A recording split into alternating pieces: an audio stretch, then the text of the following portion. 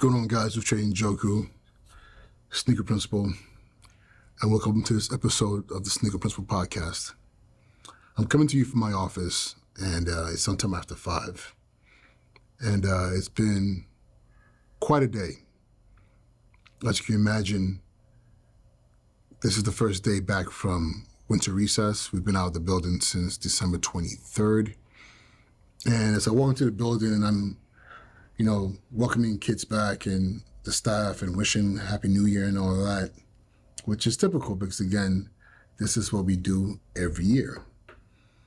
The part of the day that I think a lot of my staff don't see, but it's right on my shoulders in the back of my mind. Actually, not even in the back of my mind, it's right in the front of my mind, is the fact that we are about 90 days out from testing season. The fact of the matter is, in modern education, public school education, the most important time frame, the time frame of by which we are judged by the work we've done, happens around the months of April and May, as we get into testing season. So some states test multiple subjects. Most states test English language arts and mathematics. And here in New York City, that window opens in May. And we're in January, so by the time you count January, February, March, April, May, you remove all the vacation days and the spring breaks and the February breaks and all those breaks in there. It comes, give or take, about 90 days before you enter the thick of things. And it's interesting because you have roughly about 180 days in the school year, and everything comes down to these 90 days, this window of time, this 90-day window of time where we're preparing and fine-tuning, we're making sure our kids have what they need. And this is the greatest stressor in the work as a school leader. And I know I'm not the only one. Many of you out there know exactly what I'm talking about. And the fact of the matter is, real talk, this is the weight of the work. The weight of the work, the pressure of accountability versus the needs of our students. And it's interesting because today as I'm walking through the hallways, I'm seeing kids who are happy to be back in the building. And it's weird because society would tell you kids are they don't want to be here, they want to be at home. But for a lot of our kids, this is a safe space for them. This is a space where they're not alone. This is a space where they have their friends, where they have teachers and adults who care about them. Not to say that their parents don't care about them, not to say that they don't have these things at home, but it hits differently. As a kid, I remember vacations. I hated vacations personally. I hated the Christmas holidays. I hated spring breaks because what that meant was I was going to be at home. I was going to be at home with all these responsibilities as the oldest son, taking care of my siblings and doing dishes and cooking and all these different things because that was my role. But in school, I got to be a student, I got to be a friend, I got to be an athlete, I got to be all these other things. So I look at my kids in the hallways and I see in their eyes the kind of happiness of being back in a space that they're familiar with, something that's not the typical of what they have outside the building.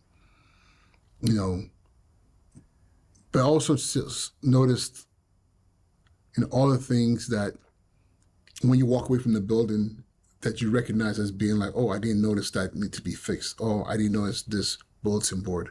I didn't notice this because from September through December, you're running, you're nonstop. You're doing so many different things. The kids who are adjusting to your school, the new teachers, all the visits from the district, all these different things you're dealing with.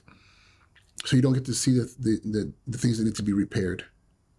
Whether they're physical, emotional, cultural, you don't get to see those things until you've walked away, come back, and you're like, wait a minute, why is that happening? And there were quite a few things that I saw today that I was like, oh, wow. So I was sending a lot of reminder emails to the staff, policy emails, hey, don't forget this, don't forget that.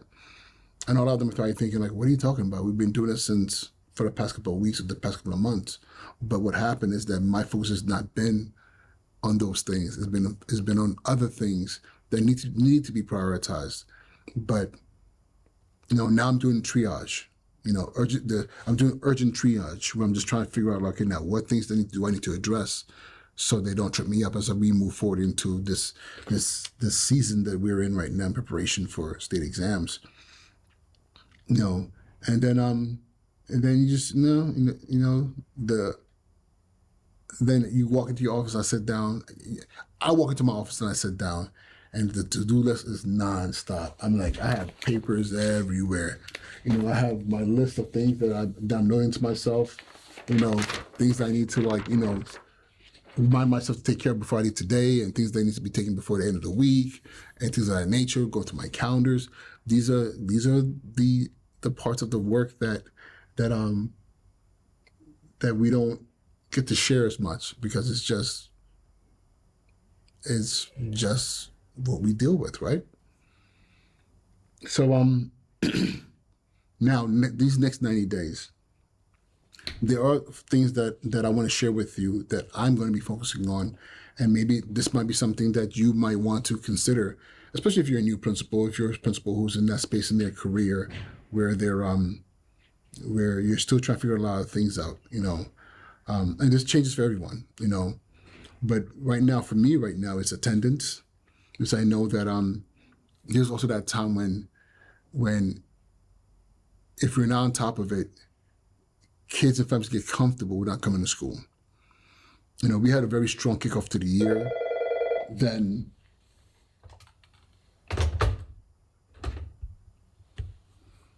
all right, so I'm back. So even though it's a little after 5, I still have staff in the building, and there are things, and they're still working well beyond their day. And not teacher, but one of my counselors had to call me about a call they had to make in reference to a child. So this is a thing, it's nonstop. But okay, now to the 5 things, my 5 high leverage priorities from now over the next 90 days. Attendance, and actually that's what the call was about, was an attendance, a child who has not been to school for a while, and we've been trying to track him down, and then be able to take now extra measures to figure out what's going on with this child, communicating with the families and things of that nature. But attendance across the board, because also if the kids are not here, then how are we preparing them? How are we making sure we're filling in the gaps and giving them the things that they need to be able to be successful moving forward? And then also our tier 2 interventions, like, what are we doing as far as interventions, our moving away from remediation to re-accelerate kids developing skills that they need, because the window that we have is very, very short. Then also specific, I know people hate these words, whatever you want to call it, test prep or proficiency prep. We have to fine tune things. And for me, test prepping is not just about rote, memorization. It's really about learning strategies and being able to implement them, and us making sure that the students need to know what to do if they see certain things. And a lot of it has to do with repetition and comprehension. Do you understand this? We look at it from this angle, from this other angle, making sure that our kids, our students, really are able to put their best foot forward when it comes to these proficiency tests, and be able to show that they are proficient. The other piece now is teacher collaboration, not collaboration, calibration. My bad. I'm West African. Collaboration and calibration sounds the same to me. It comes off my tongue the same, but I'm talking about calibrating our teachers, providing them with feedback, making the pivots that need to be made, eliminating the bad habits, supporting our new teachers, doing the things that we know needs to be done, because it's not just about supporting our kids and moving them in the right direction. It's also making sure we're supporting our teachers and moving them in the right directions as well. And the 5th thing is family engagement. There's a time of the year where we get tired and we stop engaging our families because we did all the front loading. But no, engagement happens the whole entire year, throughout the whole entire process. And that's a big part of it. What events are we having coming up? How are we making sure our kids are being seen and our parents know that they're being seen as well? and making sure that they're part of this process, parents. And again, these are the 5 priorities: attendance, tier 2 interventions, our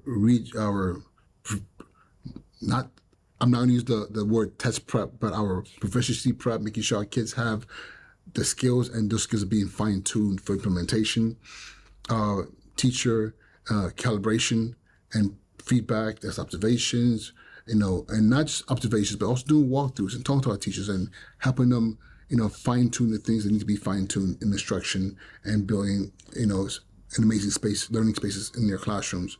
And of course, family engagement, making sure our parents are engaged in what we're doing. We're not just doing things to them, but we're building the space with them and supporting their children with them. But this is the space that I'm in right now. This is the work that happens at this time of the year, making sure that we don't, lose our way in doing busy work, but we're being very intentional. So if you are listening to this right now, what are your priorities? How are you feeling coming back into this space in the school year? How are you? What are the things you're going to be doing over the next 90 days plus in preparation for that season of of testing, and making sure that we're able to measure our children's proficiency and make sure that they're ready for that as well.